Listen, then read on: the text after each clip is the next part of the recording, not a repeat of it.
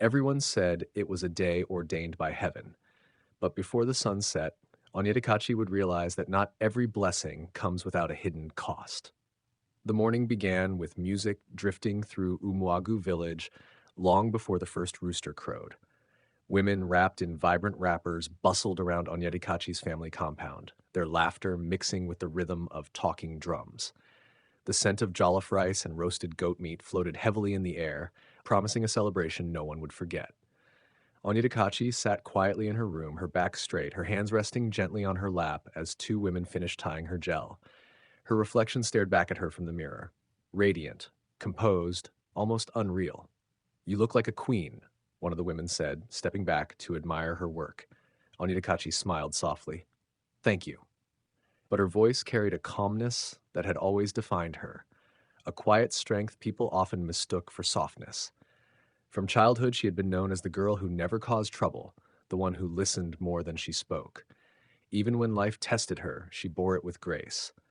When her father died, leaving behind vast land and property, she didn't boast. She simply stepped into responsibility with dignity. That was part of why the entire village admired her. And now she was marrying Obenecham, a man whose name alone commanded respect. "Ah, my daughter," her mother said as she entered the room, her eyes already moist with emotion. "Today you begin a new life." Onyedikachi stood, adjusting her dress gently. "Yes, Mama."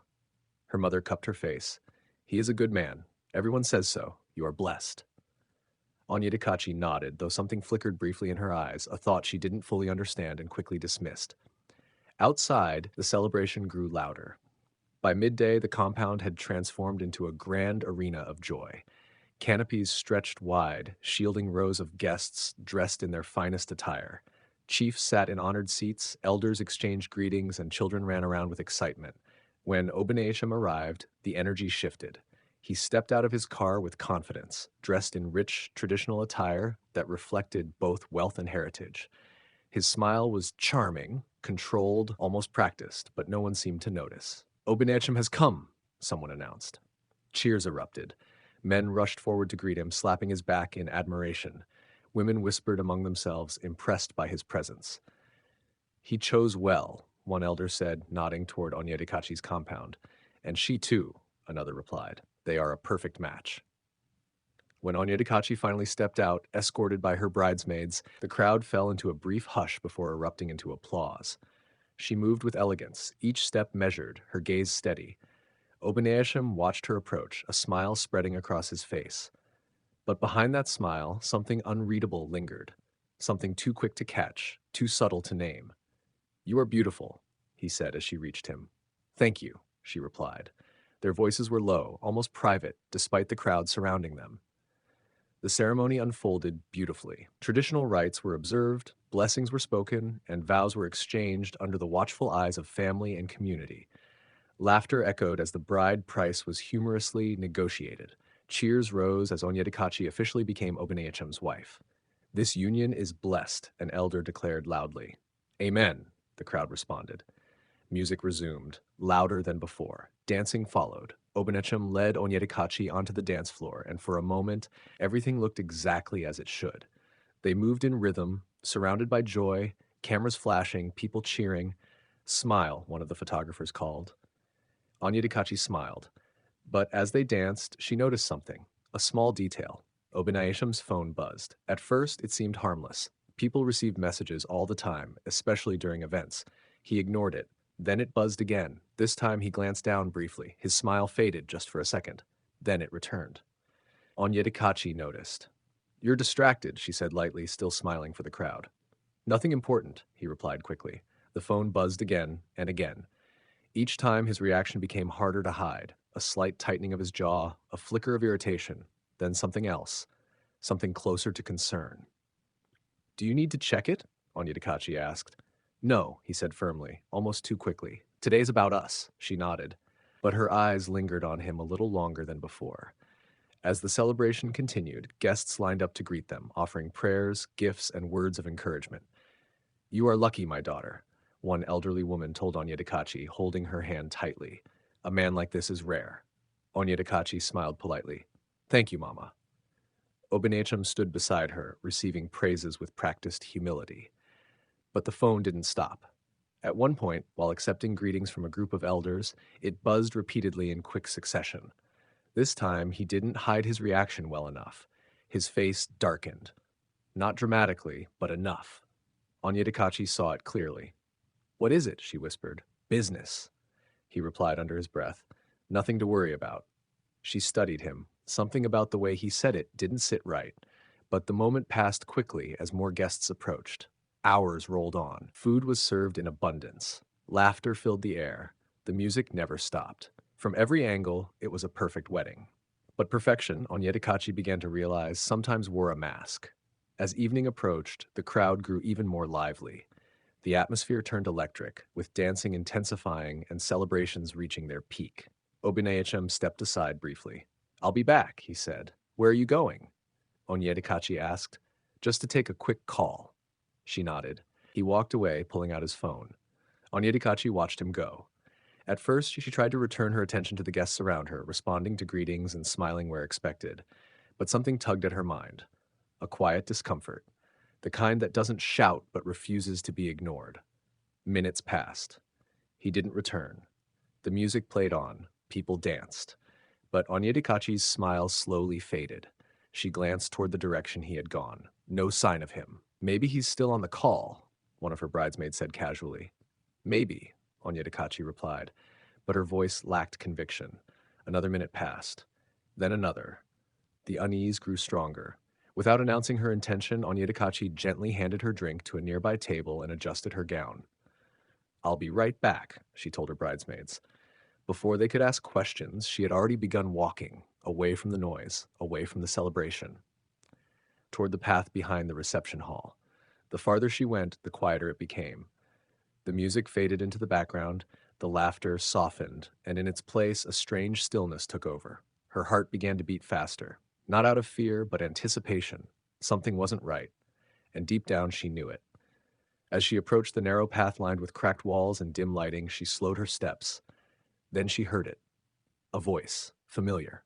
Obanacham. She stopped. Her breath caught slightly. He wasn't alone. Another voice answered him. A woman's voice. Onyedikachi felt the world around her shift, just slightly. Not enough to break her, but enough to change something. She didn't move forward immediately. She didn't run either. She simply stood there, listening. And in that quiet moment, the celebration behind her felt very far away. The joy, the laughter, the blessings, all of it now distant, because something else had taken its place. Something she couldn't yet name, but was about to understand. Onyedikachi stood still, her fingers tightening slightly against the fabric of her gown as the voices became clearer. "You said this would be simple," the woman's voice whispered, edged with tension. "It is simple," Obanacham replied, though his tone carried a sharpness Onyedikachi had never heard before. "You're the one making it complicated." Onyedikachi's heart thudded heavily in her chest. She moved closer, careful, quiet, her steps slow against the dusty ground. The cracked wall ahead created just enough cover. She stopped behind it, her breath controlled, her ears straining. "You think this is a joke?" the woman continued. "You just got married, Obanacham." "And," he snapped, lowering his voice immediately after, "keep your voice down." There was a brief silence. Then the woman spoke again, softer this time, but more intense. "You promised me this wouldn't drag on. You promised me she was just a means to an end." Onyedikachi's body went cold. "Means to an end?"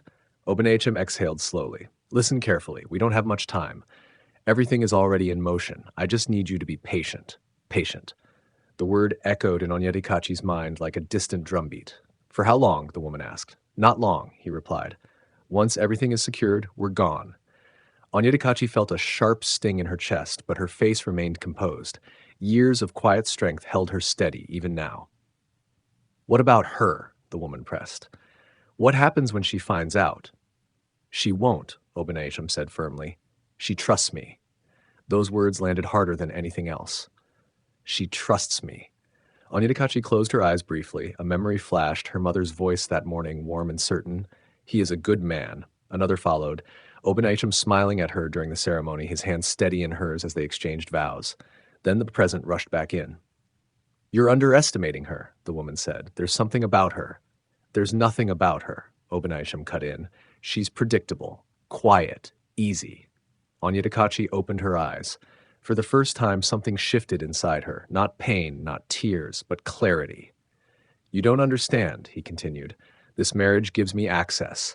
Her father's land, the documents, the connections, everything. Do you think I would go through all this for nothing? The woman didn't respond immediately. Then, quietly, and after? After, he said, his voice lowering, almost calm, we disappear. Together. The silence that followed was heavy. Onyedikachi's thoughts raced, connecting pieces she hadn't even realized were scattered. His sudden interest months ago. The way he had pursued her, not aggressively but with calculated patience. The way he always asked subtle questions about her family's properties. The way he had quickly gained the approval of elders. It all aligned now. This wasn't love. It was strategy. You better be right, the woman said finally, because I've risked everything for this. And you'll get everything, Obaniakim replied. Just trust me. Trust. The irony almost made Onyedikachi smile, but she didn't. Instead, she took a slow, steady breath. Behind the wall, she adjusted her stance slightly, careful not to make a sound. You should go back, Obaniakim added. People will start asking questions. And you? The woman asked. I'll follow in a minute. There was a soft rustle, fabric brushing against fabric, footsteps. Onyedikachi moved back quickly, blending into the shadows just as the woman emerged from behind the wall. For a brief moment, their eyes almost met, but Onyedikachi turned her face slightly, pretending to adjust her veil. The woman walked past without suspicion, her expression tense, her steps hurried. Onyedikachi watched her go. Then she turned back toward the wall. Obanachim was still there. She could hear him moving, pacing slightly. Then his phone buzzed again. This time he answered. Yes, he said quietly. Everything is under control. A pause. No, she suspects nothing. Another pause. I told you, once I get access, it's done. Access. The word echoed. Onyedikachi didn't wait to hear more. She stepped back slowly, her movements controlled, deliberate. Every instinct told her to confront him, to step out and demand answers, to shout, to cry, to expose him right there in that moment. But she didn't, because something deeper guided her now. Not emotion, not fear, but understanding. This was bigger than a moment of betrayal. This was a plan, and plans required strategy to defeat. She turned and began walking back toward the reception. Each step felt heavier than the last, but her posture remained straight. By the time the music grew louder again, her face had already changed. The softness was still there, but beneath it, something stronger had taken root. Awareness. As she re-entered the celebration, no one noticed anything unusual. Guests were still dancing. Laughter still filled the air. Life continued as though nothing had shifted. But for Onyedikachi, everything had. There you are, one of her bridesmaids exclaimed. We thought you got lost. Onyedikachi smiled faintly. I just needed some air. You missed a lot, another added. They're about to bring out the cake. Onyedikachi nodded. I'll be there.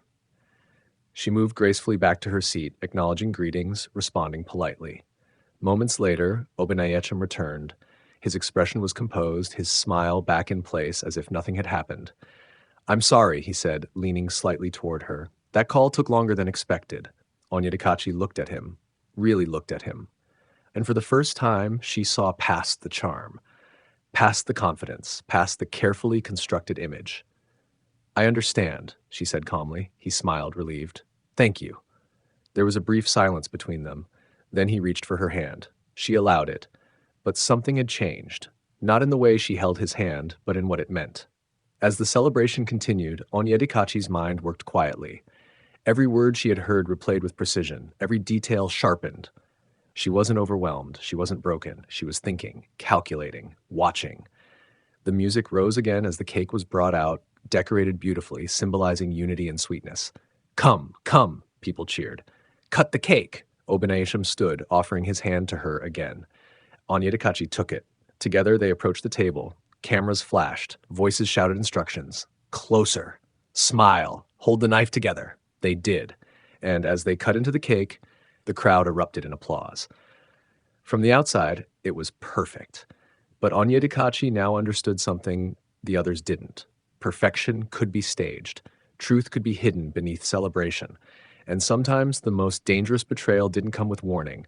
It came wrapped in vows, sealed with smiles, and witnessed by an entire community. As the applause continued, Onyedikachi lifted her gaze slightly, scanning the crowd.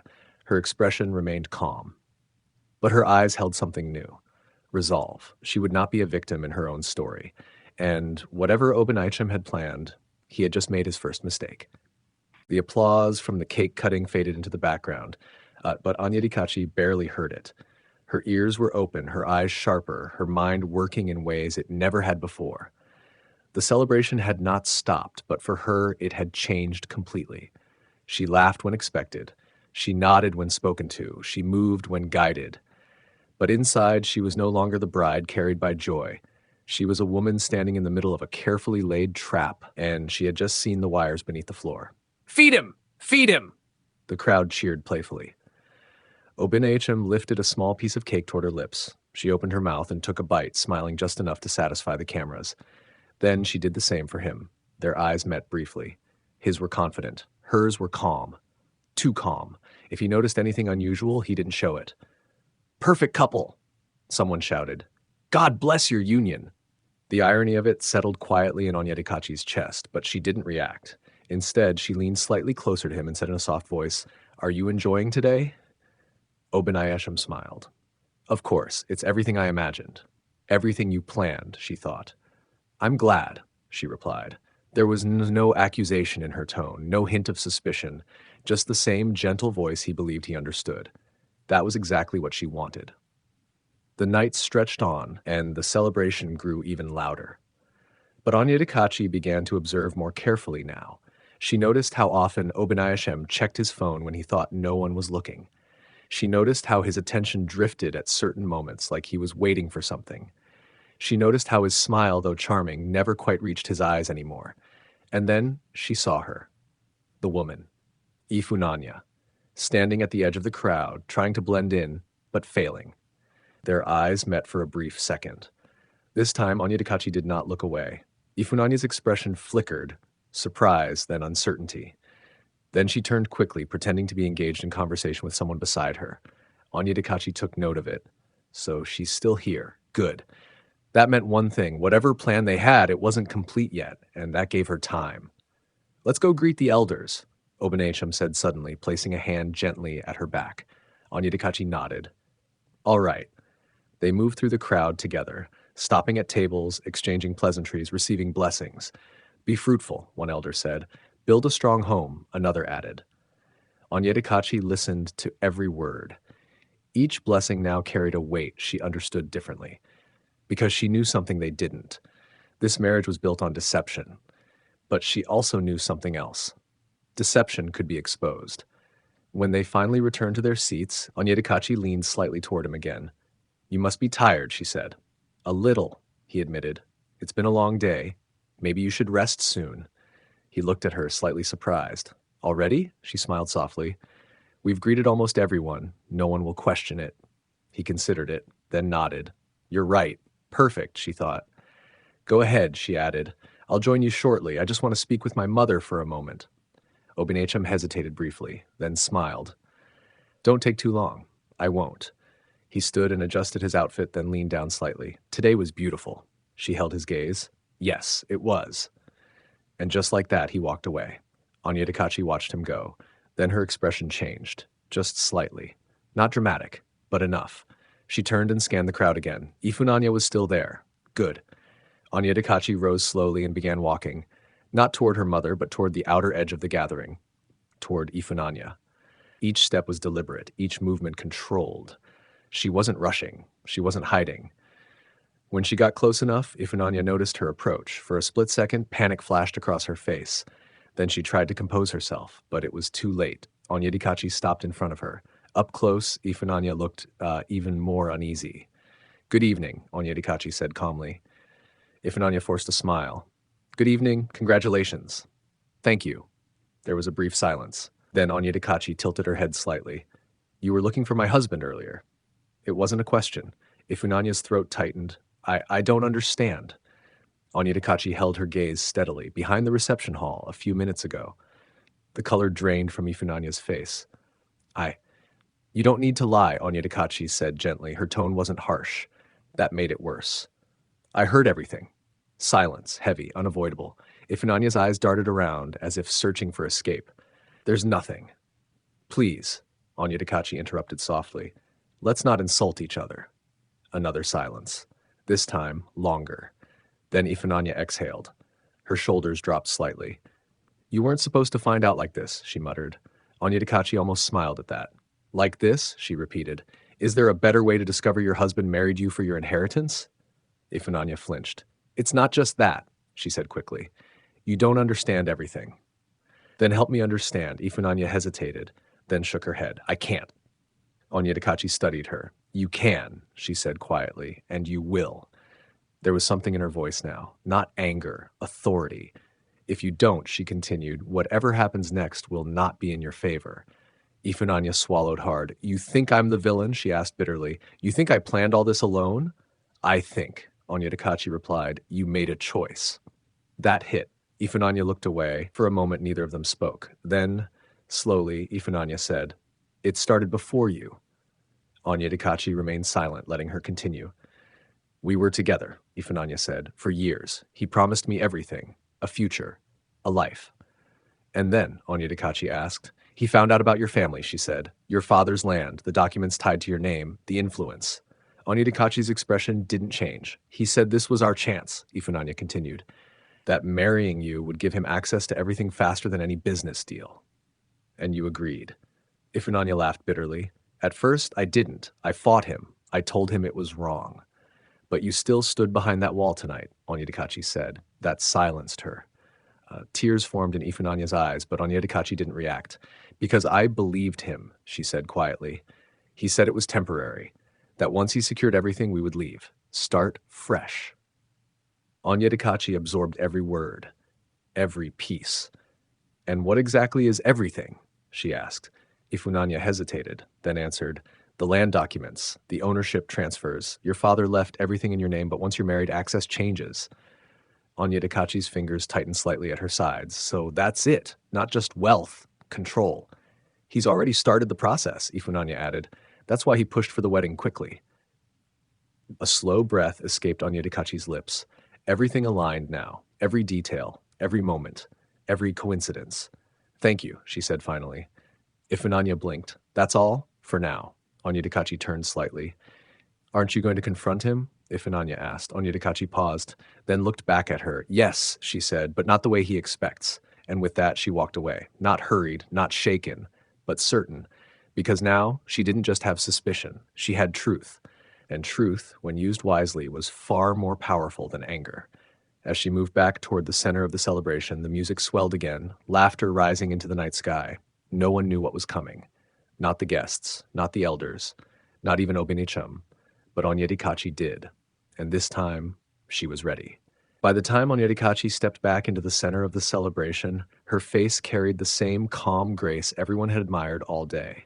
Nothing about her appearance suggested that anything had changed.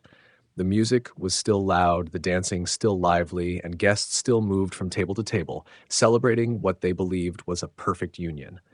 But Onyedikachi was no longer moving through the evening as a bride lost in joy. She was now walking with intention. Her eyes scanned the gathering, not in panic, but with quiet awareness. She spotted her mother laughing with a group of elderly women, her face glowing with pride. She saw the elders seated in their honored places, discussing lineage and blessings. She saw Obinichum across the compound, speaking with two men, his posture relaxed, his smile confident. Confident. The words settled in her mind. He still believed everything was under control. That was about to change. Onyedikachi walked toward the high table where the microphone stood. Her steps were steady, her shoulders relaxed, her head held high. A few people noticed her movement, but no one thought much of it. After all, it was her wedding. She had every right to take the microphone. One of the event organizers leaned toward her. Do you want to say something? He asked politely. She smiled. Yes. He handed her the microphone without hesitation. The music slowly faded as the DJ noticed her standing at the center. Conversations softened. Heads began to turn. Bride wants to speak, someone called out excitedly. Cheers followed. Obanayasham looked up from where he stood, slightly surprised, but smiling as he made his way closer. Onyedikachi lifted the microphone gently. For a brief moment, she said nothing. The entire compound seemed to pause with her. Then she spoke. "Thank you all for coming today." Her voice was calm, clear, and carried effortlessly across the gathering. "This has been a beautiful celebration, one I will never forget." Nods and smiles spread through the crowd. We have eaten together, laughed together, and witnessed what was meant to be the beginning of a new journey. More murmurs of agreement. Obanayacham stepped closer now, standing just a few feet away from her, his smile still in place, though curiosity had begun to creep into his expression. Onyedikachi continued. "I stand here as a daughter of this village, as a woman raised with values of honesty, respect, and dignity." The elders nodded approvingly. "These values were taught to me by my parents, especially my father, who believed that truth should never be hidden, no matter how uncomfortable it may be." There was a slight shift in the air now, subtle, but noticeable. Obanayacham's smile tightened just a little. Onyedikachi turned slightly, her gaze sweeping across the crowd. "And because of that," she said, her voice steady, "I cannot continue this celebration without sharing something important." The murmurs grew louder. "What is it?" someone whispered. Obanayacham stepped forward slightly. "Onyedikachi," he said softly, trying to catch her attention, but she didn't look at him. Instead, she continued. "Today, I married a man many of you admire, a man you believe is honorable, successful, and worthy of trust." The crowd listened intently. "But minutes after this marriage was sealed," she added, "I discovered that my husband did not marry me out of love. Silence, complete, total, the kind that feels heavy." Obanayacham froze. "What are you saying?" he asked quickly, his voice low but urgent. This time, Onyedikachi turned to face him. Their eyes met, and for the first time he saw it. Not confusion, not innocence, but knowledge. "I'm saying," she replied calmly, "that I heard you." A ripple passed through the crowd. "Heard what?" someone called out. Onyedikachi lifted her gaze again, addressing everyone. "I heard my husband speaking to another woman behind this hall, discussing how this marriage was necessary to gain access to my father's properties." Gasps erupted. "No, that can't be true." Voices rose in disbelief. Obanacham shook his head quickly. "This is a misunderstanding," he said, forcing a laugh. "You're tired, Onyedikachi. You don't know what you heard." But his voice lacked the confidence it had carried all day. Onyedikachi didn't raise her voice. She didn't argue. She simply spoke. "You said I was predictable, easy." The words landed like a blow. The crowd grew quieter again. "You said once you secured everything, you would disappear." A murmur spread. "Lies!" Obanayacham snapped, his composure cracking. "She's twisting my words." Onyedikachi tilted her head slightly. "Am I?" she asked. Then, calmly, she added, "Should I call Ifunanya to explain further?" The name hit like thunder. Every eye turned. Ifunanya stood frozen at the edge of the crowd, her face pale, her body stiff. Obanayacham's expression changed instantly. Shock, then anger, then something closer to fear. "This is ridiculous," he said, but his voice had lost its strength. Onyedikachi continued, her tone unwavering. She confirmed everything. The elders began to murmur among themselves. "This is serious? Is this true?" Obanayacham looked around, realizing the shift. The same crowd that had praised him now watched him with suspicion. "No," he said quickly. "This is a setup. Someone is trying to destroy me." Onyedikachi shook her head gently. "No one is destroying you," she said.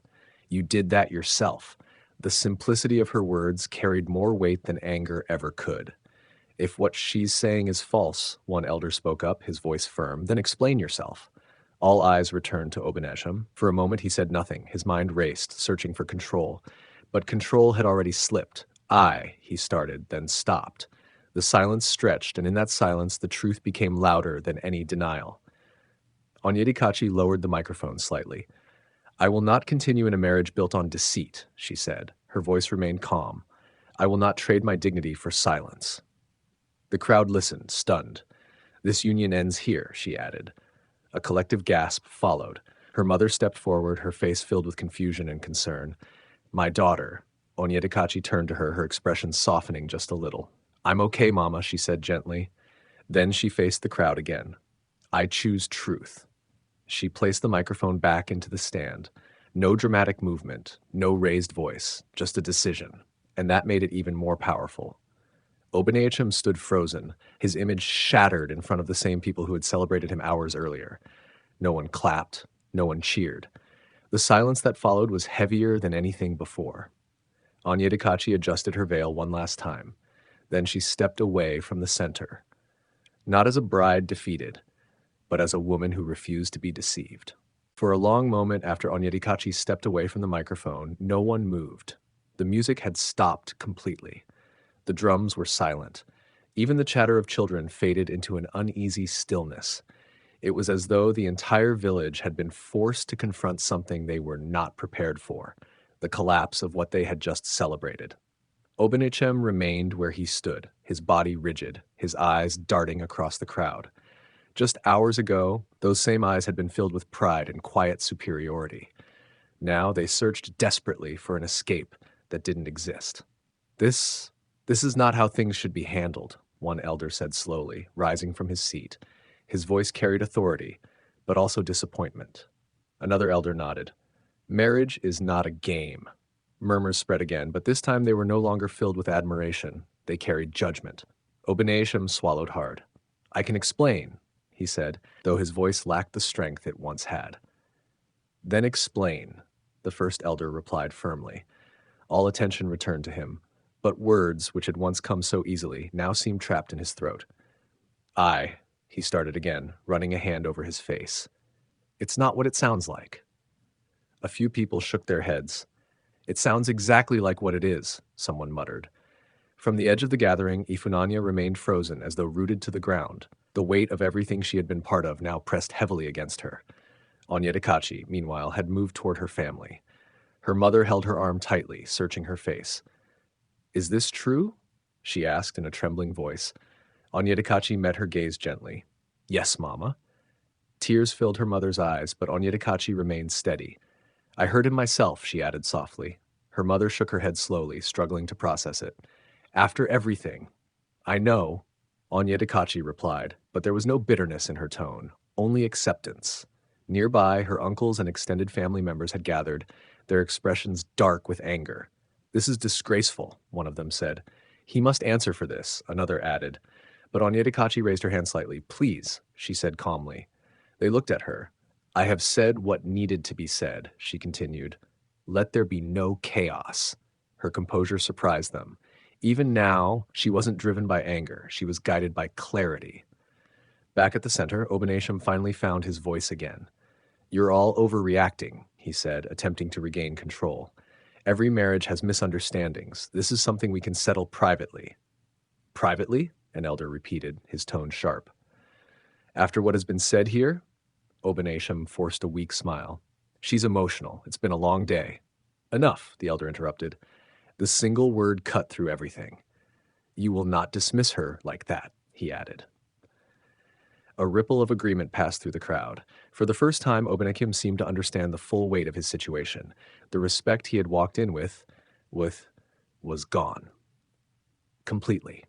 You have brought shame upon yourself, another elder said, and upon this gathering, someone else added. Obanachim's shoulders dropped slightly. The confidence that once defined him had dissolved. Across the compound, whispers turned into quiet conversations. I never trusted him. He was too smooth. Something always felt off. The same people who had praised him now rewrote their opinions without hesitation. It was human nature, and Obanachim could feel it. Ifunanya finally moved. Slowly. Carefully. She stepped forward, her presence drawing attention immediately. Obanachim saw her and stiffened. What are you doing? He hissed under his breath as she approached. But Ifunanya didn't stop. She looked at him, not with affection, not with loyalty, but with something else. Regret. This is not just on her, she said, her voice shaking slightly. I was part of it. Gasps rose again. Obanachim's eyes widened. Be quiet, he whispered harshly. But it was too late. He planned everything, she continued, her voice growing steadier. The marriage, the access, all of it. Stop talking, he snapped, his control slipping entirely now. But she didn't. Everything she said is true. The confirmation settled like a final blow. There was no more doubt, no more room for defense, just truth and its consequences. Obanachim stepped back slightly as though the ground beneath him had shifted. For the first time, he looked small, not physically, but in presence, in impact. The man who had walked in admired now stood exposed, defeated by his own actions. One of the elders shook his head slowly. "This is a lesson," he said, "a hard one." Silence followed, not the shocked silence from before, but a heavier, more reflective one. Onyedikachi stepped forward again, not to reclaim the center, but simply to stand where she could be seen. "I have nothing more to add," she said. Her voice was calm, carrying without force. "I have chosen my path." She turned slightly, her gaze moving across the crowd. "I will leave here with my dignity intact." No one interrupted her. No one questioned her. Because at that moment, there was nothing to challenge. She had already proven her strength. Her mother stepped beside her, placing a supportive hand on her shoulder. "We are with you," she said quietly. Onyedikachi nodded. "I know." She looked once more toward Obinachem, not with anger, not with hatred, but with finality. Then she turned away and began to walk. Each step was steady, each movement deliberate. She didn't rush. She didn't look back. Behind her, the celebration had already lost its meaning. The decorations, the music equipment, the food, it all remained, but the spirit of the event had vanished. What was meant to be a beginning had ended before it truly started. Obinayasham stood alone now, surrounded by people but isolated by truth. No one approached him. No one defended him. The silence around him was louder than any accusation. Ifunanya remained where she was, her confession hanging in the air like a final seal on everything that had happened. The elders slowly returned to their seats, their expressions heavy. There would be discussions later, decisions, consequences. But for now, the lesson had already been delivered, and it was one no one present would forget. Onyedikachi reached the edge of the compound, her family close behind her. The night air felt different, lighter, not because the situation was easy, but because it was clear. She paused for a brief moment, looking up at the dark sky. Then she exhaled slowly, not in relief, but in release.